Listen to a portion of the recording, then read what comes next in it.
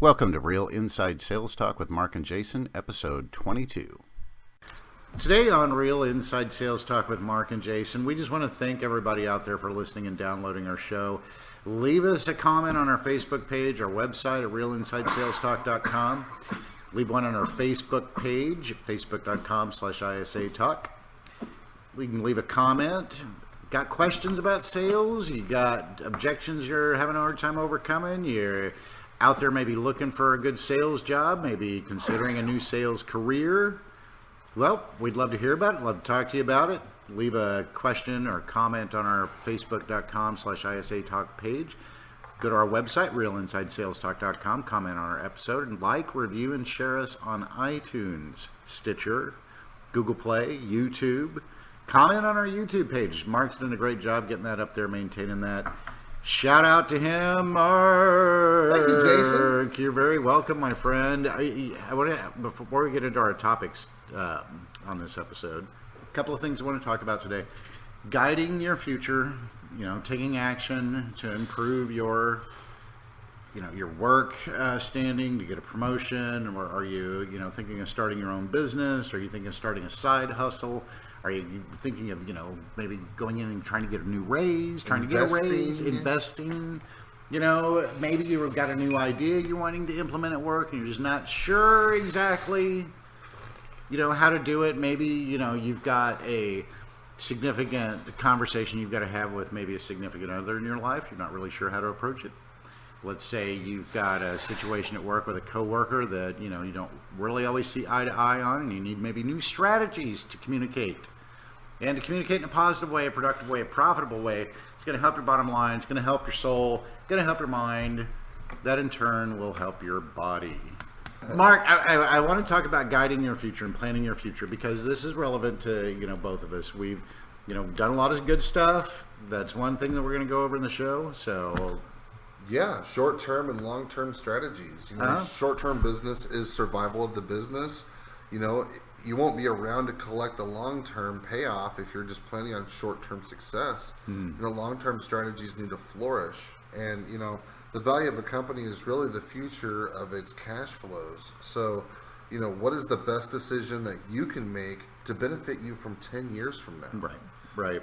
And tell us more about that, Jason. Well, that's the one thing that you want to think about is, where do you see yourself in 5 years, 10 years, 1 year? Where do you see yourself in, 3 months, 6 months, a week? Where do you see yourself tomorrow? I mean, that's the thing, is change, no matter what type. Change several things need to happen for change to take place. Primarily, two common ingredients for change to come about are pressure and time. Pressure and time will create change in just about every known carbon-based thing out there in the universe. Pressure creates diamonds. Pressure creates diamonds. Having pressure on you, let's define what we mean when we talk about pressure here, Mark. Okay. Pressure is your, your desire to do better. Your desire to improve, your desire to, have comforts that you have a family, or travel, or fish all day, or scrapbook every weekend. You want comfortable things, spend time with kids, whatever it is you love doing and enjoy spending your time doing, you want to be able to do that more. So you have pressure to be able to do that. Secondly, you've got pressure to perform for yourself mentally and self-esteem wise, because it's easy to get distracted. It's easy to beat up on yourself. It's easy to fall into traps of negativity and just write the whole damn thing off. But no, that's where having a plan comes in place when you do feel pressure. Yeah. Is okay, we've got to do these emergency things, and I'll get to you in a second. We've got these emergency things we've got to do. So what my saying, or what saying I heard from somebody, is when you find yourself digging a hole, what's the first thing you do? Stop digging. Because the hole gets deeper and deeper and deeper, and the more you dig, and you can't get out of it. So that's the thing. If you recognize yourself, oh my gosh, I'm digging a hole here by, trying to bite off all this work that I want to do, or I'm digging a hole here by over-promising what I want to do. Right, and that's where you need to balance your short-term and your long-term business goals and development. Right. Also, be okay with sticking to your guts and staying focused. Be open for change if it makes sense, But really think about it. Don't Right. make impulse decisions. No. Be okay with sleeping on something. Right. Be okay with asking for a majority vote in your company. Well, when I'm frustrated, one tactic that I've taken, what I recommend people do is journal, because you write down your thoughts and you write down, the way you might feel about things, and then you can come back and look at that rationally and realize, okay, this is happening here. Maybe I was, tense, or I felt pressure, and so I overreacted, or I made the wrong decision here out of desperation. So when you write that journal down and you start seeing these things, and plus you're able to look back. That's the great thing about journaling, is you're able to look back over the days and see, oh, I was in this position, at this time. Now I'm in this position. Look what's happened. Look how I've improved it. Look how I've taken to action. Because when I'm journaling, that subconsciously helps me consciously recognize a red flag, pitfall, recognize that I'm digging a hole faster. Yeah, and I just want to add to that, don't think about personal profits in the short term. If that is your focus, you're probably not ready to grow. Right. Again, don't think about your personal profits in the short term. If that is your focus, you're probably not ready. Because if you're thinking, okay, how quickly can I make money? It's not about how quickly you can make money, but how much of it can you make? Are you willing to make $100,000 in 1 month or $1 million in 10 months? Well, that's just it, is your prioritization over your, like you just said, your short-term, long-term needs. And that goes on your product too. Is the product able to get me where I want? Right. Yeah, it's nice to have that upfront money, so you have money to go with costs and shipping and employment and everything else. Right. Okay, so again, don't think about personal profits in the short term. If short-term profits are your goal, you're probably not ready to go long term. Are you an owner, or are you a worker? Are you working for wages, or are you working for a profit? Right. So first of all, change your mindset. Yeah. That's why I tell everybody that, I coach and that I train, is that, look, okay, what are you working for? Are you working to do this? Are you working to do that? Are you just here to clock in and, show up? Are you just wanting get your 2-3 weeks vacation? Get that one sale a month? I mean, everybody has one of those in their office, the guy that just kind of walks in. Somehow does it. Yeah. He has a job, but he's eventually going to lose it. They're just looking for the right time to fire him. Right. Just squeaks on by. Yep, just kind of squeaks by. Doesn't cause any trouble. Kind of cool, but a little too much into himself or herself. Well, sells weed to the interns. So, are you an owner or a worker? If you're a worker and you want to get paid a good, decent wage, for your job, you have to have skills. You have to have something of value to offer, because that's the only way you're going to land a good job. That's why, and especially if you want to make money, is first of all, self-educate as much as you possibly can. Internet is wide open with tools. You can self-educate and learn something. You can learn a lot. I mean, I learned so much about my job just off of YouTube videos. Oh yeah. I didn't know anything about real estate. Yeah. I was working at a travel agency, Expedia, as a salesman. My buddy Evan Ryan calls me up, lifelong friend who's been in real estate at Keller Williams. He's like, "Hey, notice you're really good on the phones. Have you ever thought about real estate?" And Right. I didn't know shit. Really? Never crossed my mind. I'm all like, "Yeah, dude. Yeah, let's do it. Totally, dude. I'm down. Hell Next yeah. thing you know, I'm getting my license and I'm working on a couple teams. And Right. then, 4 years go by and I'm here, and it's like, Wow. wow. Well, you can do a Yeah. lot, because one, you can go that route, but if you start learning different skills, whether it's using video editing, audio production, there are 1,000 different things out there that you can learn and utilize to have income, and to make money. You can't see me, but I'm making funny objections to Jason right now. Yeah, there are objections, aren't they? They're powerful objections right now. So what you've got to do, what you've got to be able to do is okay, yeah, you want to go out there. You're not going to necessarily, go out there and land a high-paying $80,000 a year job with, no college degree and no high school diploma. It's probably not going to happen. You're not going to go out there and, and find yourself a high-paying position if you have nothing to offer that person. If you spend the majority of your time, just expecting a handout, you're just expecting a handout, and it's like when I was first doing door-to-door, and I was just barely getting by. The guy said, well, that's because you're thinking of a $10 a day budget, because that was the per diem each day. And he's like, start thinking of a $100 a day budget. What would you do then? You know, so it's like, okay, well, think of more money. Don't think of just, okay, yeah, the $10 for showing up. Dude, you get, you know, $100 for making 2 sales. You know, so you apply yourself and, you know, those things are going to start happening for you. So what you've got to be able to do is have some skill that you can offer somebody out there. You can learn it online. A lot of that stuff's for free. You can pay a nominal sum for a lot of places and learn some stuff per pay, you know, or you can actually go to school and actually develop a skill at school, you know, some trade school or something like that, become an engineer, mathematician, computer scientist, computer engineer, computer programmer. They've got computer programming boot camps nowadays. Here's the thing, you can go to those things, invest some time and money, learn a skill that's valuable to somebody. You know, you can start your own business online. You know, if you like to, I met this kid who was really good at like, he would buy just old beat up motorcycles and fix them up and resell them. You know, I mean, he was making a killing at it. You know, I mean, he was like 20, 21 years old, you know, and he had a little bit, you could tell he was smart, you know, but he was just, that's what he'd do is drive around and, you know, just beat up truck with a trailer full of motorcycles, and, you know, he'd go fix them, and then, you know, he'd sell 4 or 5 of them, and then he'd, you know, screw around for like 2 or 3 weeks and do nothing, you know. And I mean, it's like, okay, he was focused on what he was doing to make himself money. You know, and then he started putting 2 and 2 together. It's like, well, if I save all this money, I can do this, this, and this, and get this, get a better truck, get a better trailer, get better tools. I mean, he spent a lot of money on tools. You know, I mean, he would, because you're not taught that at school, in government school anyway. That's shit too. That, like, why aren't salesmen teachers, like the good salesmen, the reputable people?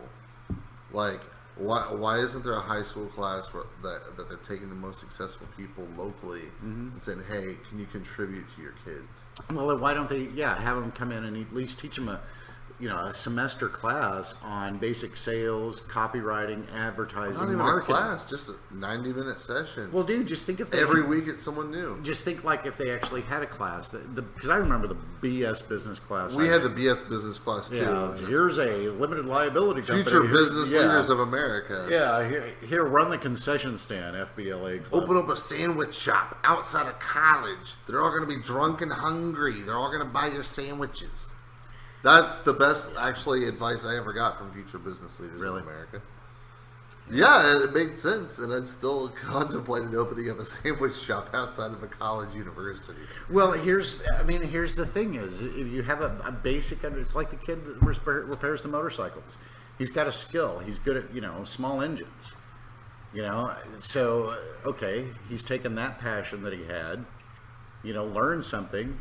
You know, that's what I tell my kids too. I said, the more skill that you have, the more value. That's why, in my work situation, one of my coworkers resents me because I'm better at my job than they are. And they know it, and they hate that. And that's the thing is, we're getting to the point in culture, which is kind of starting to like really kind of rub my rhubarb, where people hate success so much. Yeah, But and it's not just the kind of class difference. The rich snobs over there at the country club. No, we're talking about actual hate from people. Real hate, yeah. Real hate from people who are not, and then they demand, these people who hate it demand a part of your success. Yeah, well, that's all those people that get a trophy for getting 2nd, 3rd, 4th, and 5th place. If you look at some of the posts I made recently about the people, like the millennials and the Generation X, like, it's not their fault. Their parents, they were dealt a bad hand. They were raised a certain way. They were given a trophy for failure. Right. And all the people that actually earn trophies are successful. And they're like, well, hey, where's my trophy? Right. Well, that's why, sales offices, it's interesting when you go through like the demographics of sales teams and sales careers, industries. A lot of guys are car salesmen. The majority of them are guys. A lot of realtors are, female. I'd say the majority, like a 60-40 split. You go into, your corporate sales. Well, that's a pretty good mix. I mean, I say pretty good. It's a mix, partly because of like diversity mandates and stuff like that. But if you're in an environment, focus those energies on creating a team that's, cohesive, that works well together. And you're a part of that. You're part of that as certainly an employee. Maybe you're the worker part of that. if you look at yourself in a way that I have this value and I have this skill that I can offer and I can provide, I'm going to move up in the company faster. Yeah. Wrap that little bit segment there. It goes back to knowing what you know, being firm in what you believe. Again, stick to your guts and stay focused. Short-term business is survival of the business. Right. You won't be around to collect the long-term payoff if you're only focused on short-term success. Long-term strategies need flourish, so you have to be patient and give it time. Right. Again, the value of a company is really the future value of its cash flow. The value of a company is really the future value of its cash flow. Don't think about personal profits in the short term. If that really is your focus, you're probably not ready for a business. Think about your long-term cash flows. What is the best decision we can make to benefit 10 years from now as a company and grow? Right. You need to have a perfect balance of both the short term and the long game. And what fuels you? Are you able to commit to this for the next 10 years, 20 years, 30 years? Are you able to change with the market? Do you fully understand everything? If you still have questions, you're probably not ready. Mm-hmm. Well, and when, that's the thing is we never take, and here you segue into a really good topic about guiding your future and doing, just taking action for things, because a person might find themselves in a position where they're frustrated maybe with the way their work is going or something like that. Well, sometimes people's, first inclination is I'm just going to quit. Let's say you were offended by something, or you feel like you've always been passed over, whatever, or, they favor Marvin, 2 cubicles down with everything, and you just, okay? Because, first of all, you're actually not going to take action. You're probably going to rationalize why it's not the right time or something like that. Or you're going to do something irrational and desperate, confront them, say something stupid, and then be a real jerk about the whole situation. Best advice I ever got was, is it going to matter 6 years from now? Well, that's why you should journal. Problems work themselves out. That's why you should journal, write stuff down. Mm-hmm. The strongest man is the man that wins a battle without throwing a punch. Good quote. It really is. I mean, they didn't criticize other people. Why? Well, here's the thing is, and I understand now why. And there's a difference between asking questions because you're curious and you want to learn, and like criticizing. It's all about not what you say, but how you say it. Well, and that's a good point, because that's kind of what it goes into. It's not you're criticizing. You might say, I agree with you, however, or I see what you mean, however.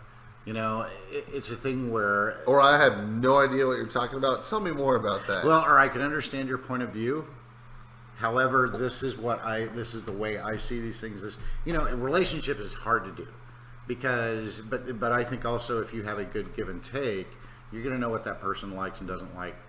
Subconsciously, you're just not going to do it anyway. Mm-hmm. First when you kind of first get together, you're kind of, sniffing around a little bit and kind of getting to know and being polite and all that sort of shit. But so what you need to do is you're never going to do anything if you think, oh, I've got to wait for the right moment, or oh, I've got to wait for this to happen, oh, I've got to let me think about it. Well, it is cool to think about and reflect upon things, but however, the right moment's never going to come along when you expect it. It's always going to come along when you least expect it. When a variety of factors come together, hard work, opportunity, and good fortune all converge at one moment, then bam, things are going to happen. Action creates reaction. Exactly. And that's where you want to be able to, before you do something, drastic at work, whether it's asking for a promotion, threatening to resign, looking for another job, asking for a raise, trying to implement new systems. Say you're the director of sales and you're getting pushback from budget people that, well, you can't spend this much money on this. Well, here's a flow chart. If you do this much money goes to this, and this is going to be the direct result of that. Here's the plan of action once we get this tool, or here's the plan of action if I take X job, it will allow me this opportunity to do this. The reason I would like this raise, Mark, is because I've done XYZ at work, and I've demonstrated my effectiveness and my ability to perform, at a higher level than my coworkers. Okay, well, you're not going to give me a raise. Well, I'm prepared to look for employment elsewhere, people who do value my skill. So are you going to give me the raise or not? Yeah, that's where I'm at, man. That's where I'm at. No offense. That's where I'm at. And are you looking for a reaction or are you looking for an action? You know, think about, are you looking for both? And we want to thank you for tuning in to Real Inside Sales Talk. Find us at facebook.com/ISA Talk. Find us at www.realinsidesalestalk.com. This is Mark Bayless. This is my best friend, Jason Hickey. We are a part of Real Inside Sales Talk. Find us again at www.realinsidesalestalk.com. We want to hear from you. This is Mark, over and out. Bye, people.